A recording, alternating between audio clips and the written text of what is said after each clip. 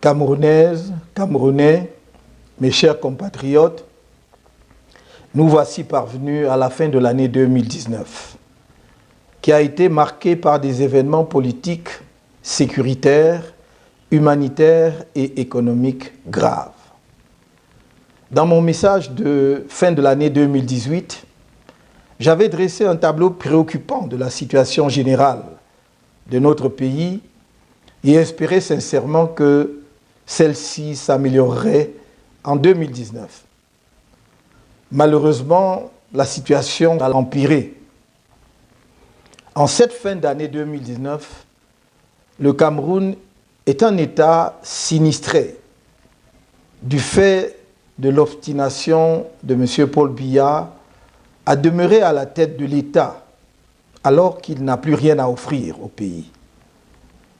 Jamais un homme n'aura autant sacrifié pour son ego la vie de ses compatriotes, toutes catégories sociales confondues. Le conflit armé dramatique que le régime en place impose aux compatriotes des régions du nord-ouest et du sud-ouest perdure. Et malgré l'évidence que nul ne pourra gagner cette guerre par les armes, le pouvoir refuse la tenue d'un dialogue sincère pour y mettre fin. Le bilan de cette guerre fratricide est terrible. Sur le plan humanitaire, environ 3 000 et 12 000 morts selon les sources parmi les populations civiles, des centaines d'éléments des forces de défense et de sécurité tombés armes à la main, plus de 50 000 réfugiés au Nigeria, des centaines de milliers de déplacés internes, des centaines de villages détruits, une pratique généralisée de la torture, des actes de barbarie et des exécutions extrajudiciaires, des arrestations et des détentions massives. Sur le plan économique et social, l'arrêt des activités de nombreuses entreprises installées dans ces régions, des milliers d'emplois détruits dans un pays miné par un chômage élevé, notamment parmi les jeunes, et les 2 régions déclarées zones économiquement sinistrées par le gouvernement. Bien qu'à l'expérience, M. Biya soit peu crédible devant l'opinion nationale et internationale sur sa capacité à tenir ses engagements, nous lui avons accordé le bénéfice du doute lorsqu'il a annoncé le 2 septembre 2019 l'organisation d'un grand dialogue national. Nous le croyions mu par un sursaut patriotique devant le drame humanitaire et les menaces à l'intégrité territoriale liées à la situation du nord-ouest et du sud-ouest. C'est dans cette optique que le MRC, lors des consultations ayant précédé le grand dialogue national, a proposé au Premier ministre une démarche inclusive et méthodique visant à mettre en œuvre une solution durable à la crise dans le nord-ouest et le sud-ouest. Cette démarche comportait entre autres les points suivants. Libération de toutes les personnes détenues dans le cadre de la crise anglophone. Cessez-le-feu négocié avec les groupes armés. Retrait des forces de 3e catégorie du nord-ouest et du sud-ouest. Mise en place d'un comité de désarmement, démobilisation, réinsertion. Assistance humanitaire et financière d'urgence pour le retour des déplacés et des réfugiés et leur insertion. Mise en place d'une commission vérité, justice et réconciliation. Lancement du large dialogue national inclusif avec l'accompagnement de la communauté internationale. Le large dialogue national inclusif que commande la situation du pays doit traiter d'autres sujets importants, notamment la réforme du système électoral, la réforme de nos institutions, la garantie du respect des droits humains fondamentaux et des libertés publiques, la garantie de l'indépendance de la justice. Pour qu'un tel dialogue soit vraiment utile et pour des raisons d'efficacité, Il doit être porté par une commission préparatoire chargée de régler, dans le cadre des projets de texte à soumettre à l'approbation des participants à son ouverture, un certain nombre de questions pratiques indispensables à sa bonne tenue. Il s'agit notamment du projet d'ordre du jour, des dates et du calendrier de l'événement, de l'organisation du bureau du dialogue, de l'organisation des débats et des modalités de prise de décision, de l'affirmation du caractère obligatoire des résolutions du dialogue, du calendrier de mise en œuvre de ces résolutions, du mécanisme de suivi de cette mise en œuvre. C'est dans cet esprit que le MRC a proposé, pour la réussite du grand dialogue national tenu en septembre dernier, la prise en compte des exigences suivantes. La conduite des débats par une personnalité neutre, jouissant d'une expérience avérée dans la résolution des conflits et approuvée de manière consensuelle par les participants.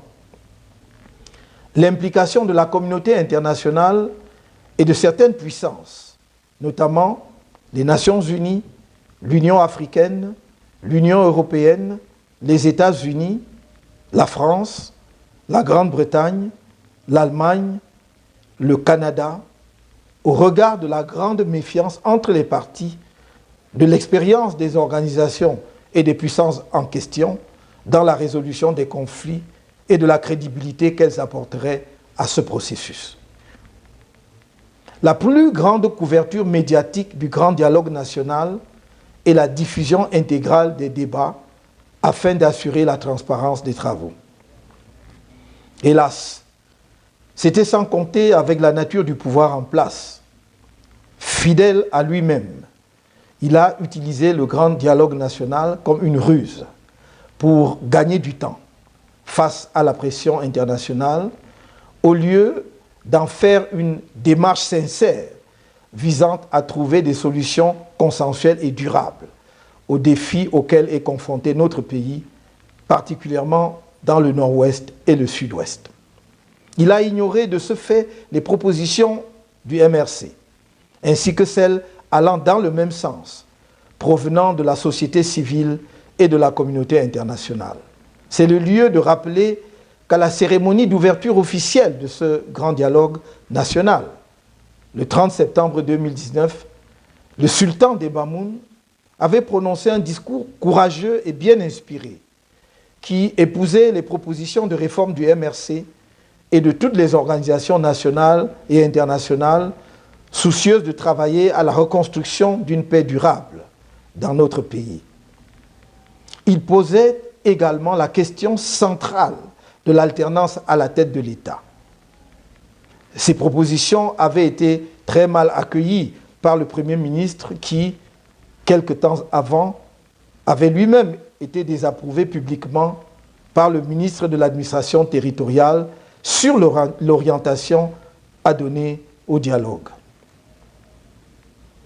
Le fameux grand dialogue national, qui n'a été qu'un monologue et une fuite en avant, s'est achevé sur des recommandations sans importance, de surcroît non contraignantes pour le pouvoir et sans aucun calendrier de mise en œuvre. Ces résolutions ont donné lieu à ce qu'on appelle maintenant la loi sur la décentralisation, comme si aucune loi n'existait en la matière. La grande trouvaille du grand dialogue national est d'avoir découvert une proposition que nous avions faite en 2017, en conformité avec la Constitution de 1996, qui prévoit en son article 62, alinéa 2, la possibilité d'un statut spécial pour certaines régions du pays. Le grand dialogue national le découvrait 23 ans après l'adoption de la Constitution de 1996 et 3 ans après le début du conflit armé dans le nord-ouest et le sud-ouest. Au regard de la profondeur du climat de défiance des populations du nord-ouest et du sud-ouest vis-à-vis du pouvoir en place et de la persistance du conflit armé qui a causé des dégâts humains, économiques et sociaux importants, cette loi sur la décentralisation arrive sans doute trop tard et offre très peu pour la résolution de la crise. Aujourd'hui, la situation sécuritaire et politique du pays commande une franche discussion entre Camerounais sur la forme de notre État. Et pour être porteuse de paix, une telle discussion ne doit pas être fermée au débat sur le fédéralisme. Faire cette affirmation n'est point faire l'apologie de la sécession ou du séparatisme, car il convient de le souligner. De nouveau, le fédéralisme n'est pas synonyme de séparatisme ou de sécession. La position du MRC sur le séparatisme est connue et constante. La sécession n'est pas une option. Cependant, nous sommes convaincus qu'il faut dialoguer avec tous les Camerounais, sans exception, y compris ceux qui défendent pour le moment la thèse de la sécession, les fédéralistes, les centralistes, qu'ils soient au Cameroun ou de la diaspora. C'est d'ailleurs l'unique voie qui reste au pouvoir en place pour éviter le risque d'implosion du pays. C'est une question de pragmatisme. On ne cherche pas à faire la paix avec ceux de son bord, mais avec ceux avec qui on est en désaccord.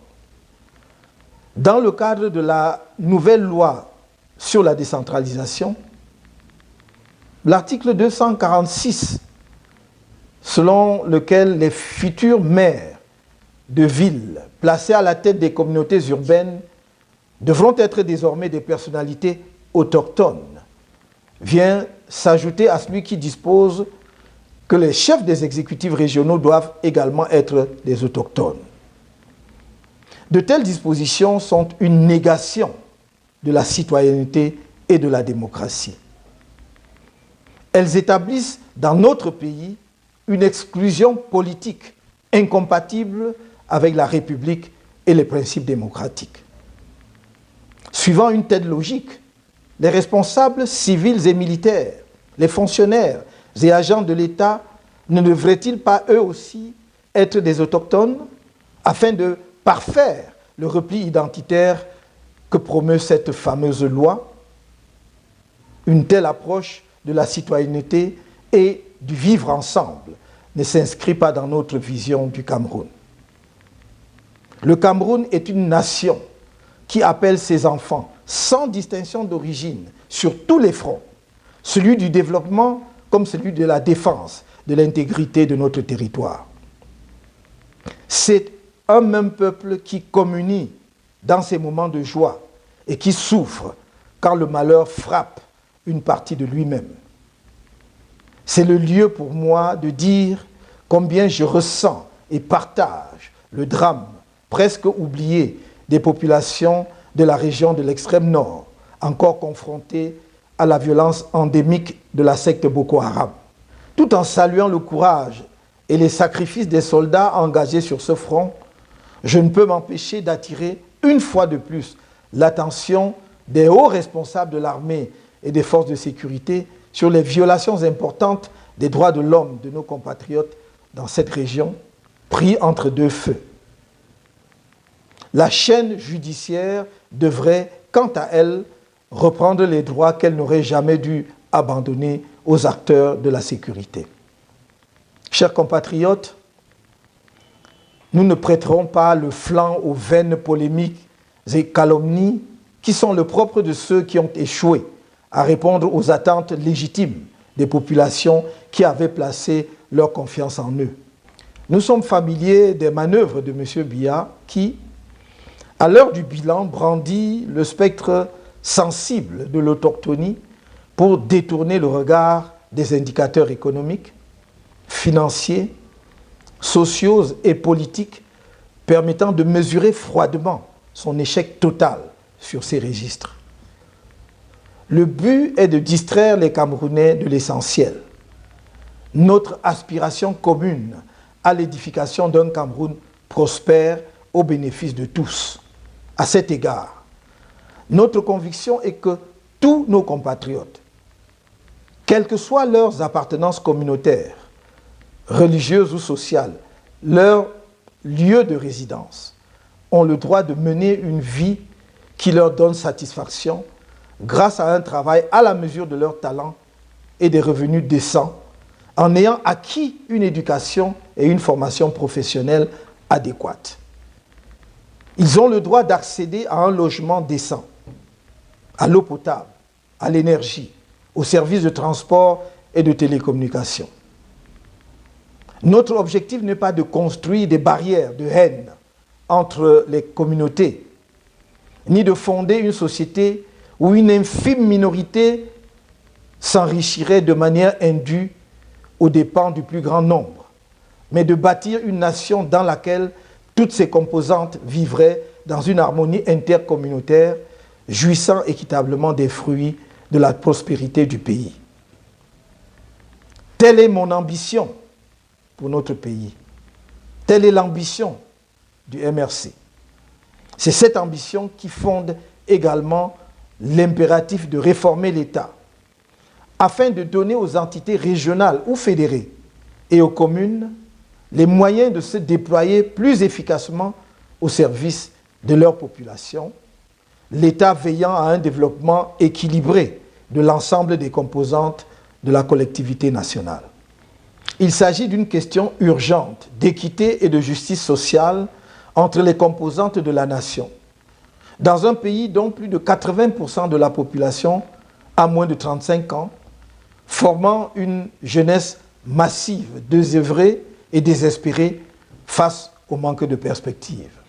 Il serait fastidieux de se livrer à une énumération des éléments illustratifs de la ruine économique et sociale de notre pays, dans un régime caractérisé par une grande tolérance à la corruption aggravée par l'impunité, un manque d'anticipation, une tendance à subir les événements plutôt qu'à en influencer le cours, une carence d'objectifs et d'indicateurs d'évaluation et de contrôle des performances, qu'il s'agisse des programmes économiques ou des entreprises publiques. Il suffit de citer parmi les cas récents le fiasco de la Cannes 2019 et le scandale des détournements de fonds y afférents qui, étonnamment, n'ont suscité aucune enquête, encore moins la sanction des auteurs.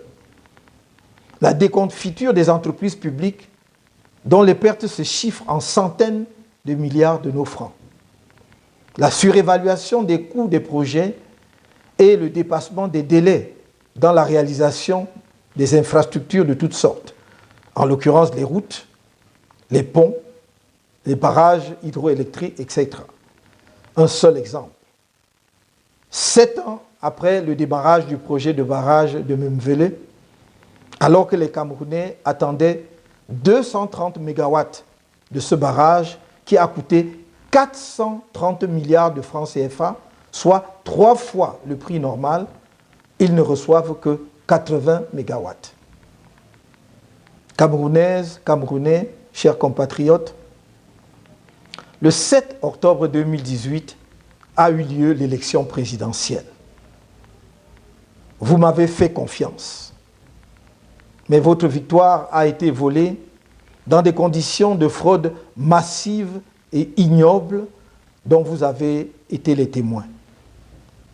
Face à ce hold-up électoral et au regard des graves problèmes politiques du pays, le MRC et ses alliés ont engagé un plan national de résistance avec pour point culminant l'organisation de marches blanches pacifiques.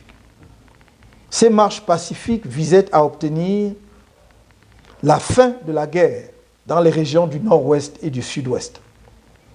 Le recomptage des voix, bureau de vote par bureau de vote, en croisant les procès-verbaux avec des listes d'émargement. L'arrêt de la succession de gré à gré au sommet de l'État.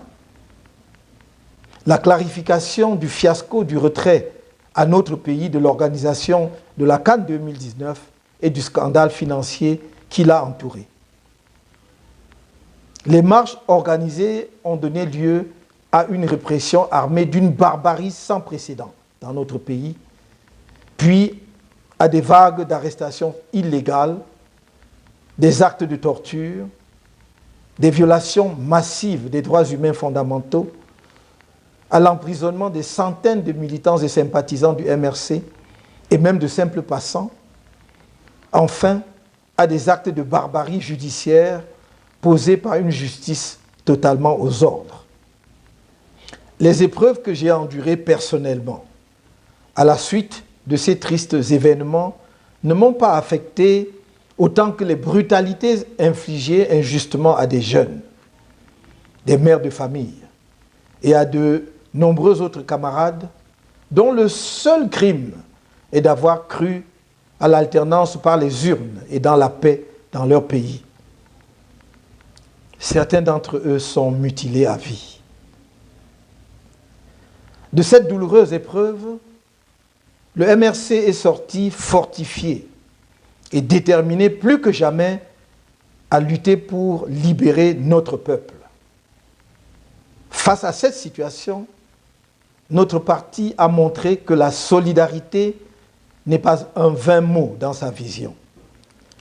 En effet, pendant plus de 9 mois, une chaîne extraordinaire de solidarité s'est formée, des confins de nos campagnes à la diaspora, pour apporter assistance aux otages politiques du régime que nous étions et que certains de nos camarades encore en détention demeurent. Face à une justice devenue folle, nos braves avocats ont démontré une compétence, une détermination et un sens du sacrifice exceptionnel. Et que dire de la réussite de l'opération baptisée Ardoise Rose, conçue pour soutenir la scolarité des enfants des camarades détenus par des Camerounais anonymes d'ici et de la diaspora.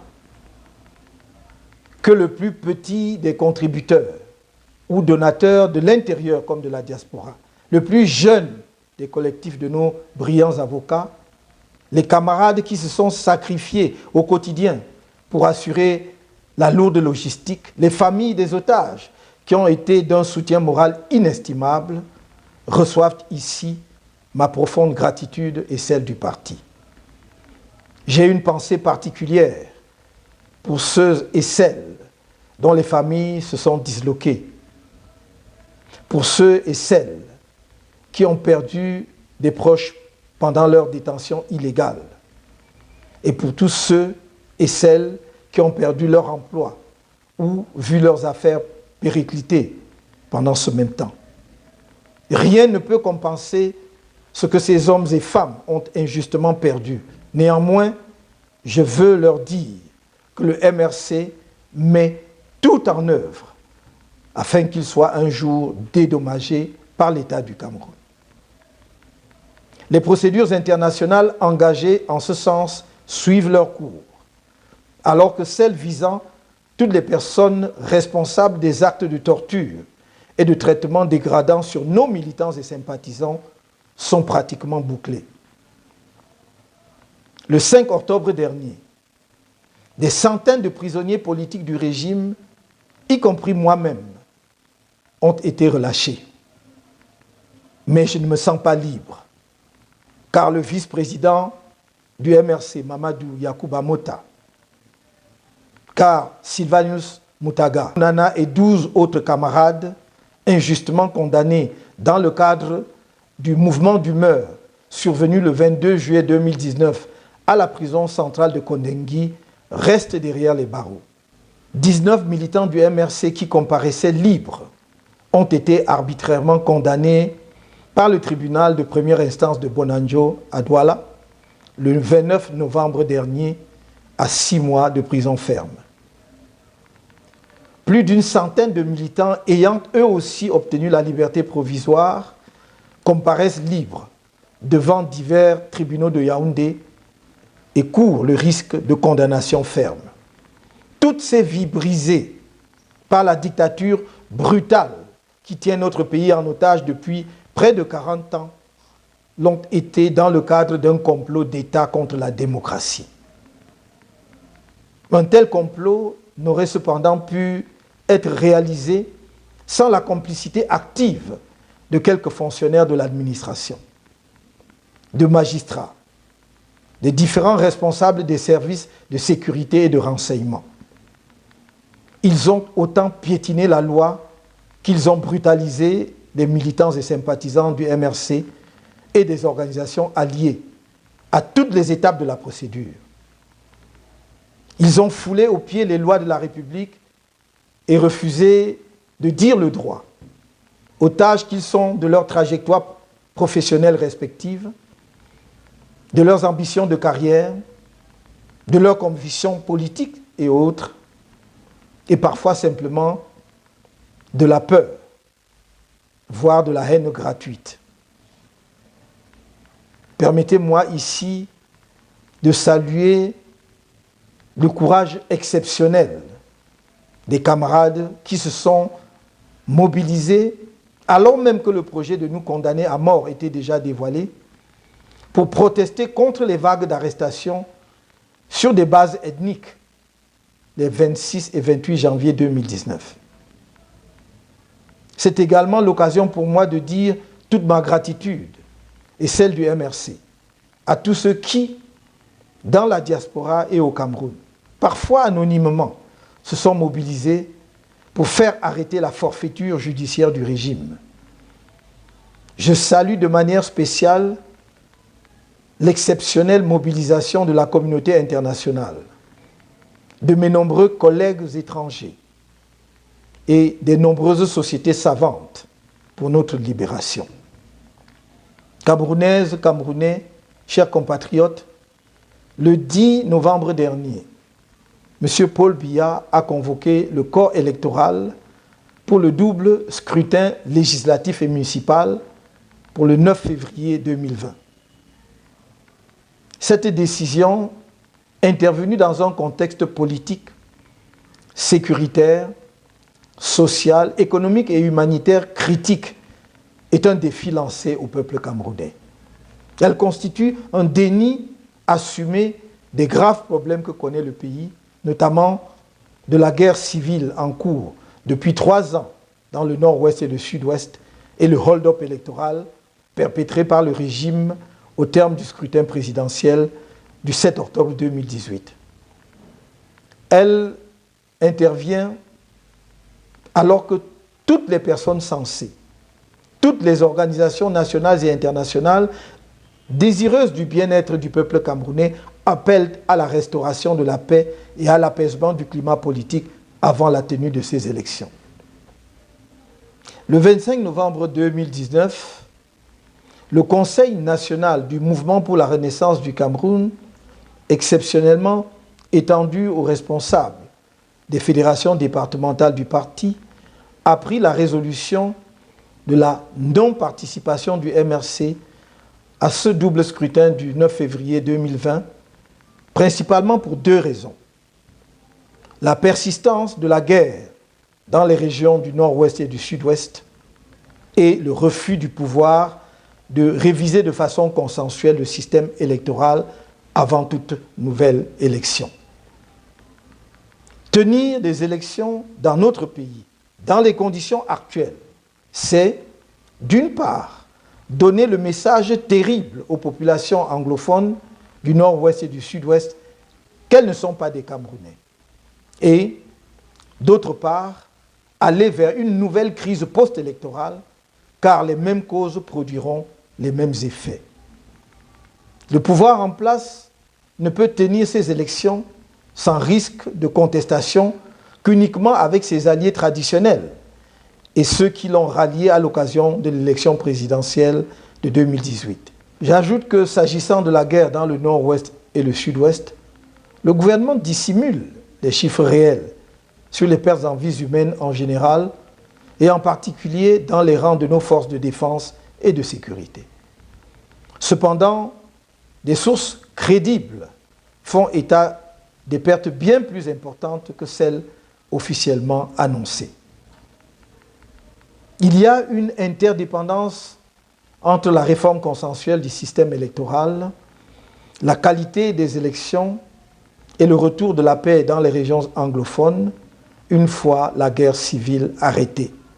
En effet, l'un des problèmes majeurs à l'origine de la crise anglophone N'est-il pas le discrédit et l'absence de légitimité des élites du Nord-Ouest et du Sud-Ouest inféodées au pouvoir en place? Or, seules des élections transparentes et justes peuvent garantir ce crédit politique et cette légitimité en permettant aux populations concernées de désigner les dirigeants de leur choix. Chers compatriotes, comme j'ai eu à le dire, la lutte sera longue. Mais il ne tient qu'au peuple camerounais de se mobiliser pour obtenir la victoire à brève échéance. La lutte de libération de notre pays a plus que jamais besoin de la mobilisation de tous et de l'engagement de chacun. Au moment où nous engageons la phase 3 du plan national de résistance. Cette troisième phase s'organise autour des points suivants. 1. Mettre tout en œuvre pour obtenir la libération dans les meilleurs délais possibles de nos camarades, militants et sympathisants, prisonniers politiques encore injustement détenus. 2. Assurer la réussite du boycott du double scrutin prévu le 9 février 2020, car la tenue de ces élections conduira à une impasse et aggravera le conflit armé dans le nord-ouest et le sud-ouest, autant que les tensions politiques dans le pays. Il s'agit donc d'une action de salut national qui va au-delà des clivages partisans, linguistiques, ethniques, religieux, etc., qui n'expose la vie d'aucun citoyen camerounais, mais offre à chacun une occasion d'exprimer son désaccord avec la conduite des affaires du pays sans courir aucun risque. Ne l'oubliez pas, le vote n'est pas obligatoire au Cameroun. Vous n'encourrez donc aucune sanction si vous décidez, comme je vous le demande, de ne pas aller voter. 3. Au cas où le pouvoir passerait en force, comme à son habitude, 2 types d'actions seront engagés. Premier type d'action, mobiliser la population afin qu'elle fasse entendre ses revendications par toutes les voies pacifiques. Second type d'action, accentuer l'action internationale à tous les niveaux pour une implication effective et plus efficace de la communauté internationale et des principaux partenaires bilatéraux du Cameroun dans le règlement des crises multiformes qui frappent gravement le pays, en particulier la crise humanitaire dans le nord-ouest et le sud-ouest. Camerounaises, Camerounais, chers compatriotes, en ce moment de grand danger pour le Cameroun, quelques esprits faibles, pris de panique, crachent le venin de la haine. Ils sont victimes de leur peur. C'est à ce moment précisément que notre pays a le plus grand besoin de femmes et d'hommes capables d'élévation d'esprit, de patriotisme profond, d'empathie pour leurs compatriotes, pour franchir le cap délicat, sans sombrer dans la démence du chaos sécuritaire et politique. C'est pourquoi, fidèle à ma démarche constante de rassemblement sans exclusive des forces vives du pays, je fais appel à ce qu'il y a de meilleur en chacun de nous pour échapper à l'autodestruction nationale, à cette inclination tribaliste qui se fait chaque jour plus forte, et à nous atteler résolument à construire ensemble la République nouvelle que notre peuple appelle de tous ses vœux depuis si longtemps. Une telle mission transcende les partis politiques, les clivages ethniques, les appartenances religieuses et les croyances de toutes sortes. C'est à un sursaut national que la situation dramatique de notre pays appelle sans délai tous ses enfants. Nous devons avoir le courage de constater que le système en place a épuisé sa logique et que le Cameroun ne peut plus rien en attendre. Nous devons convenir qu'il devient urgent de régler les crises qui menacent notre intégrité et sa cohésion, qu'il est temps de trouver un nouveau leadership pour le pays afin de donner une chance à la jeunesse camerounaise nombreuse, talentueuse, mais désespérée et sans avenir dans les conditions actuelles.